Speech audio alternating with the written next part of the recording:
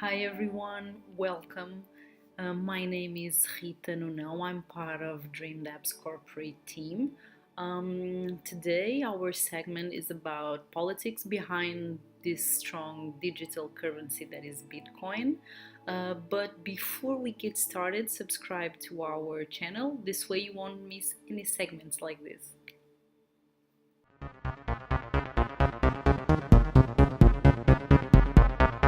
DreamDapps.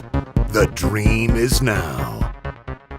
We are start to puzzling up all the segments that we have been sharing with you. The theme is, as always, cryptocurrencies. We are speaking about Bitcoin as well today. And for some, it is just a bubble scheme or a new way for older users to win over new ones. But the visionaries see it coming with the potential to revolutionize the financial system and create a parallel economy run for and by the people. So the question and the big statement is, so why is Bitcoin poised to change society much more than the internet did? And there is no doubt a Bitcoin craze at the moment with prices of Bitcoin skyrocketing. Bitcoin is still far from ready for prime time, but as it matures, it will change society's fundamental operation much more than the internet itself did. The net, after all, only allowed people to talk and shop more efficiently. Um, by comparison, Bitcoin eradicates the government's ability to operate. Let's begin by looking at what Bitcoin is. Bitcoin is money. So it is a new form of money that isn't issued by any government. Governments don't have a monopoly on coming up with things you can trade and barter with. And Bitcoin is one such non governmental barter instrument. So the difference between Bitcoin and all other such tokens of value that have been invented over the year is that nobody is in control of the money supply and nobody is in control of the money flow. This means that nobody can start the printing presses to eradicate your savings and nobody can seize or see your wealth or income. You can think of it as an open source currency compared to proprietary state issue currencies. There is no central bank, and that's why this is a revolutionary concept. People can trade cash at a distance without going through an intermediary. The first time you send the value of a cup of coffee to a friend in India on a Sunday without any transaction fees, and they have the money instantly without anybody but you knowing of the transaction. And then our jaw drops when we knew this was possible, right? This would have been a curiosity if it weren't for the ridiculous strong business case to cut banks and credit card processors out of the sale loop for corporations, which could roughly double the profits in retail sales.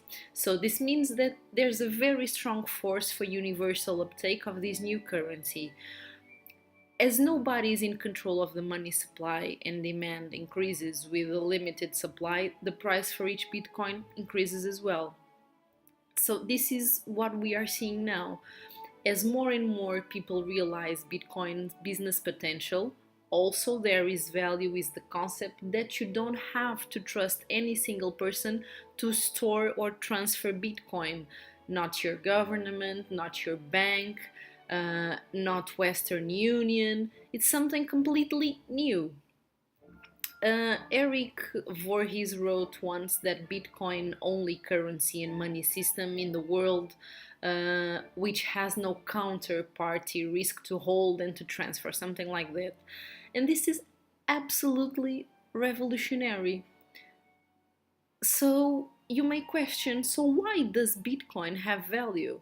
How is it, strictly speaking, money?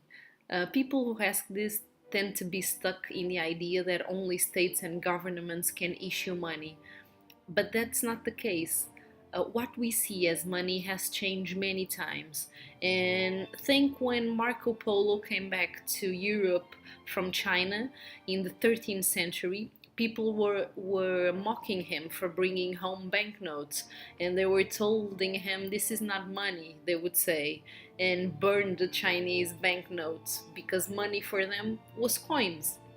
And if you dismiss Bitcoin just because you are not used to seeing sequences of rare prime numbers as money, make sure you're not scoffing at banknotes as people were in the 13th century. If people use it as money to trade, it's money. Um, John Matanis has an excellent piece over at Forbes where he challenged the notion that money must be state issued and explains that a transactional currency can compete on its own merits and own market. It is important mostly to realize that while the internet has changed life in the IT industry tremendously, from a government standpoint, the net hasn't changed much at all. If anything, it has reinforced existing structures. Consumers spend their state issue money more efficiently, credit is borrowed more and better from state regulated banks, which expands the money supply and keeps people happy. And it has created new industries that can fuel the economy. And it also lets citizens submit government forms more efficiently. That's a very good development. The only flip side to the net from a government angle would be that some people use the internet to violate state issue monopolies on entertainment distribution, which has been seen as a problem that needs to be dealt with swiftly and harshly. But other than that, the internet really isn't much new for a government standpoint. Think about the next time you see a politician who doesn't appear to get the net. For them, if they've been in government too long, there is nothing much to get. So we essentially have four different type of players that keep the economy going, and by extension, the government funded and operational. One, there is government itself, which issues money and regulates banks.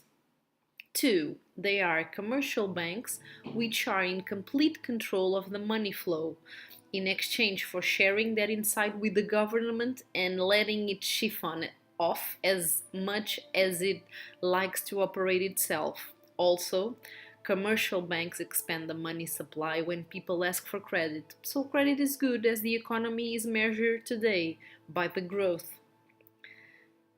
At the bottom of the food chain are three corporations which are tasked with using this system, running all its operation through these banks, and four, the ordinary citizen who is supposed to be doing actual work and actually produce something that fuels the entire ecosystem.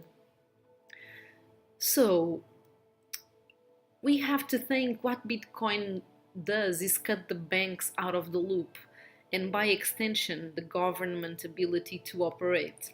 So here we find the politics matter start to going on. Those wars we have already seen on TV. They are fueled by this mechanism, the ability for banks to keep people happy in letting them spend imaginary money, while simultaneously giving the nation state the ability to control as much of the money flow as it likes.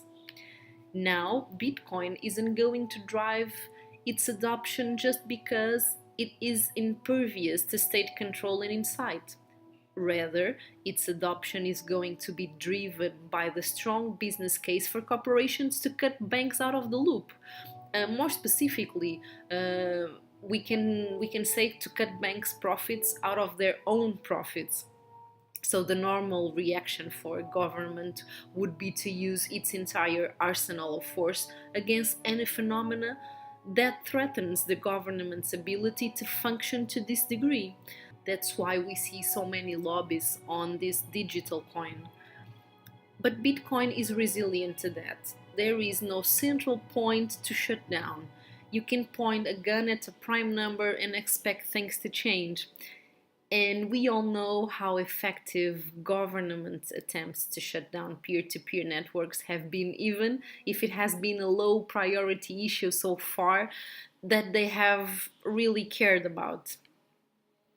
A while back, a specialist wrote that Bitcoin is the Napster of banking, and then said there is a better analogy than this. Perhaps it's the Skynet of banking.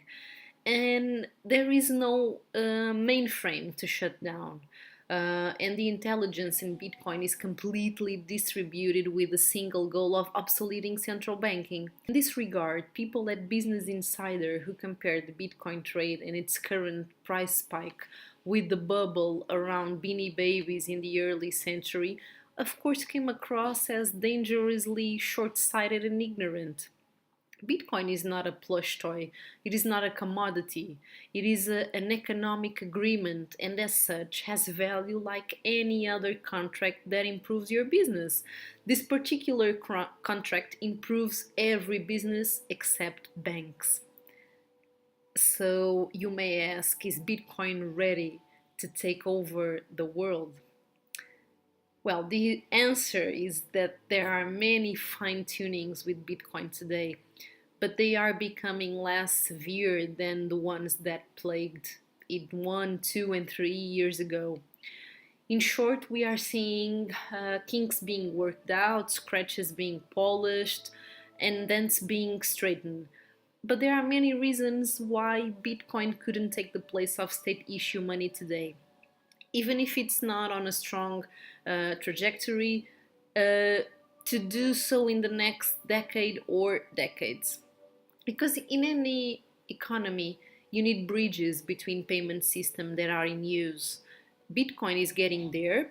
It's not there yet, but when it gets there, expect governments to panic and society to be reshaped into something where governments cannot rely on taxing income nor wealth for running their operation. That is a bigger change to society fundamental structure that the ability to seek and share culture and knowledge we got with the net.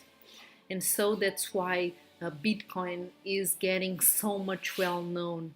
That's why people is seeking so much for more information. So if you want to know more, if you want to join this amazing world of cryptocurrencies, don't hesitate. Keep in touch with us. We are gladly to see you here. See you next time. Thank you for watching.